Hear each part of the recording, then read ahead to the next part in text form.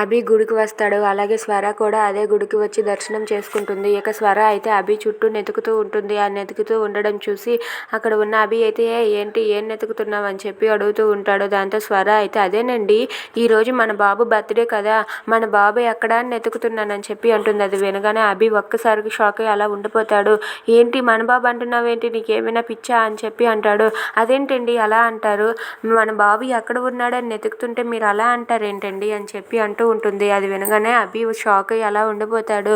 మన బాబు బర్త్డే కదండి ఈరోజు, బాబుకి విష్ చేద్దామని నేను వెతుకుతున్నాను అంతే అని చెప్పి అంటుంది. అది వినగానే అభి అయితే ఏంటి స్వరాకి నిజం తెలిసిపోయిందా ఏంటా, ఆ బాబీ తన కన్న కొడుకే అన్న నిజం తెలిసిపోయినట్టుగా ఉంది అని చెప్పి షాక్ అయ్యి అలా చూస్తూ ఉంటాడు. ఇక స్వర అయితే ఏంటి మన బాబు కాదంటారేంటి, నాకు మొత్తం నిజమంతా తెలుసండి, బాబీ నా కన్న కొడుకు అని తెలుసు అని చెప్పి స్వర అంటుంది. అది వినగానే అభి అయితే షాక్ అయ్యి అలా ఉండిపోతాడు.